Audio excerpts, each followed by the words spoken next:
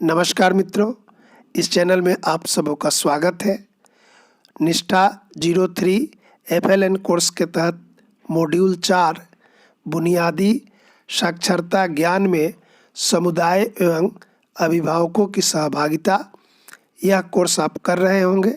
इसके मुख्य भाग को आप नोट करेंगे और प्रश्नोत्तरी करने के पहले मुख्य भाग को दोहराएंगे।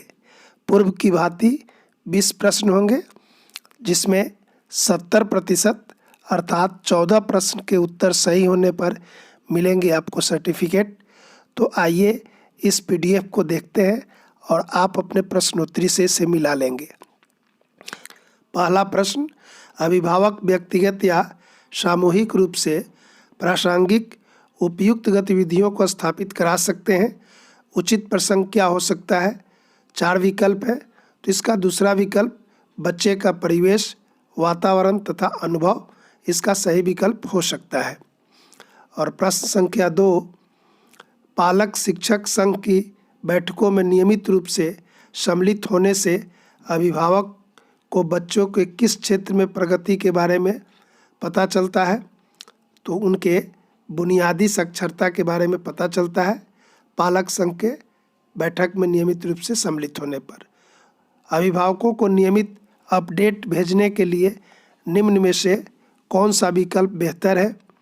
कि आप सामान्यतः हम लोग क्या करते हैं, तो दूसरा विकल्प डायरी पर नोट लिखकर बच्चों को दे देते हैं। तो अपडेट रहने के लिए यही विधि सही है। और प्रश्न 3, घर के वातावरण को प्रिंट से समृद्ध बनाना अभिभावकों तथा परिवार द्वारा बच्चों के कौन से कौशल को सुदृढ़ करता है? तो बुनियादी साक्षरता कौशल को यह सुदृढ़ करता है अगर घर में प्रिंट वातावरण है तो। अगला प्रश्न, घर पर उत्तेजक स्टूमुलिंग वातावरण के निर्माण के लिए क्या उपलब्ध कराना चाहिए? तो घर पर पत्रिकाओं, कहानी की किताबों, खिलौनों, जोड़ तोड़ मरोड़ कर सामग्री या पारस्परिक बातचीत के माध्यम से करा सकते हैं। अगला प्रश्न, अभिभावक और विद्यालय के बीच दोनों तरफ से संवाद कौशल की कमी का निम्नलिखित में कौन सा बड़ा कारण है? अभिभावक और विद्यालय के बीच में जो संवाद नहीं होता है, तो इसका सही कारण ये है कि अभिभावक और समुदाय की कम रुचि होना, जिससे संवाद नहीं होता है। अगला प्रश्न, बुनियादी स्तर पर बच्चों को आयु और विकास अनुरूप उपयुक्त खेल खिलौने देने से उन्हें कौन से नए कौशल का अभ्यास करने का अवसर मिलता है? तो इससे उनके इस कौशल का विकास होता है कि सृजनात्मक, सोचपूर्ण, हलन चलन गतिविधियां तथा पारस्परिक चर्चा। अगला प्रश्न, FLN संबंधित शिक्षा में सहयोग करने के लिए परिवारों का क्या जानना अति महत्वपूर्ण है? तो परिवारों के प्रत्येक स्तर पर सीखने का प्रतिफल जानना जरूरी है। इसका पहला विकल्प सही है। और अगला प्रश्न, बच्चों की शिक्षा के लिए अभिभावकों की अपेक्षाओं तथा उनके वास्तविक सहयोग के बीच खाई होने का मुख्य कारण क्या है? तो इसका सही उत्तर अभिभावकों और शिक्षकों के बीच सार्थक सहभागिता का पर्याप्त उन्मुखीकरण नहीं है। और अगला प्रश्न, अभिभावकों और समुदाय के सदस्यों को प्री स्कूल शिक्षा कार्यक्रम से कैसे संबद्ध किया जाना चाहिए? तो संबद्ध करने के लिए नियमित संवाद कार्य, विद्यालयों तथा पालक शिक्षक संघ की बैठकों और अभिभावकों के सम्मेलन के माध्यम से हम संबद्ध कर सकते हैं। अगला प्रश्न, बुनियादी स्तर पर अभिभावकों की सहभागिता अत्यंत महत्वपूर्ण है। इस स्तर पर किस आयु वर्ग के बच्चे सम्मिलित हैं? तो 3 से 8 वर्ष के बच्चे इस आयु वर्ग के बच्चे सम्मिलित हैं। और अगला प्रश्न, सामुदायिक सहभागिता विद्यालय और बच्चों के लिए क्या उपयोगी है? तो इसका सही उत्तर है समुदाय के पास भौतिक, वित्तीय और मानवीय बहुत से संसाधन होते हैं जो विद्यालय और बच्चों के लिए लाभदायक हो सकते हैं। अगला प्रश्न, समुदाय से सहयोग एवं समर्थन प्राप्त करने के लिए क्या तरीके हैं?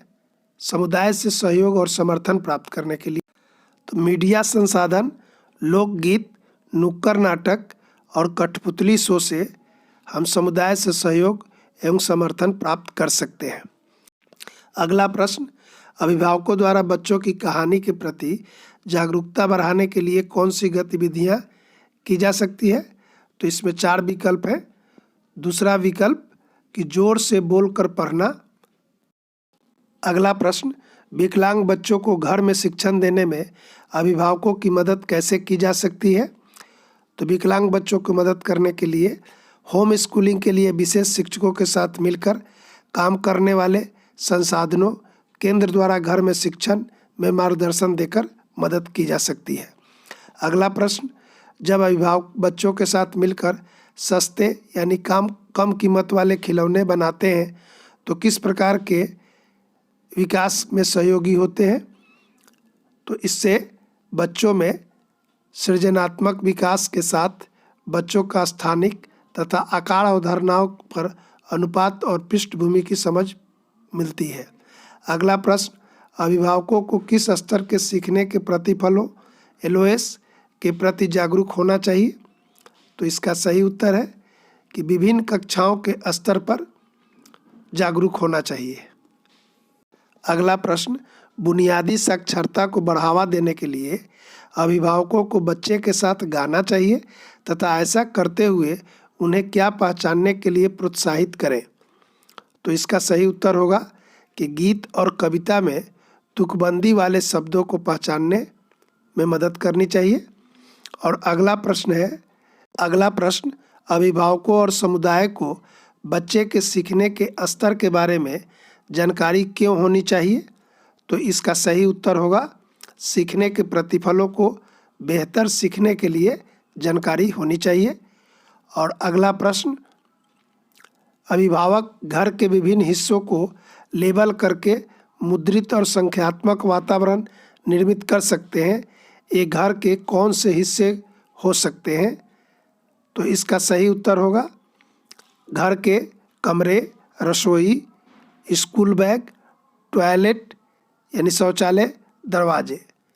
अगला प्रश्न, शिक्षक शिक्षिका अच्छे संप्रेषण कौशल पालन कर रही है यदि वह, तो इसका सही उत्तर होगा कि माता पिता के प्राप्त संदेश प्राप्त करता या करती हैं और संदेश पर अपनी टिप्पणी जोड़कर उसे आगे बढ़ाता या बढ़ाती है। अगला प्रश्न, पालक शिक्षक संघ की बैठक में जब शिक्षिका बच्चे द्वारा किताब उल्टी पकड़ने की बात करती हैं तो वह बच्चे की किस समझ के बारे में बात कर रही हैं? तो इसका सही है उत्तर कि बुनियादी साक्षरता और किताब पकड़ने के तरीके के बारे में वो बता रही हैं।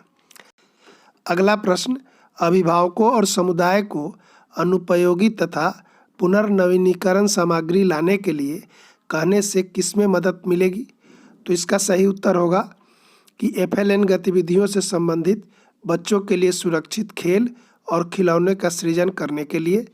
अगला प्रश्न, FLN में अभिभावकों और समुदाय की कम सहभागिता का मुख्य कारण क्या है? तो इसका सही उत्तर है अभिभावक और विद्यालयों में संवाद कौशल और तरीके का अभाव होना। अगला प्रश्न, विद्यालय और परिवार के बीच मजबूत संबंध बनाने के लिए बहुत तरीके हैं। इस उद्देश्य की प्राप्ति के लिए निम्न में से सबसे अधिक क्या आवश्यक है? तो सबसे ज़्यादा आवश्यक है विद्यालय के सीखने और विकास के सभी पहलुओं पर दोनों के बीच निरंतर संवाद हो। अगला प्रश्न, FLN मिशन के दिशा निर्देशों में अभिभावकों को संबद्ध करने के लिए निम्न में से कौन सा सुझाव दिया गया है ताकि अभिभावकों को संबद्ध किया जा सके? तो इसका सही उत्तर होगा आकलन के परिणामों को साझा करना, जो परिणाम है उनको बताएं हम। और अगला प्रश्न, निम्न में से कौन सी गतिविधि अभिभावकों के द्वारा घर पर बुनियादी संख्या ज्ञान को बढ़ावा देने के लिए नहीं हो सकती है? इसका सही उत्तर अक्षरों के साथ अनुरेखन अर्थात ट्रेस एलोंग नहीं हो सकती है। और अगला प्रश्न, बुनियादी स्तर पर FLN कौशल बढ़ाने के लिए अभिभावकों का सहयोग क्यों आवश्यक है?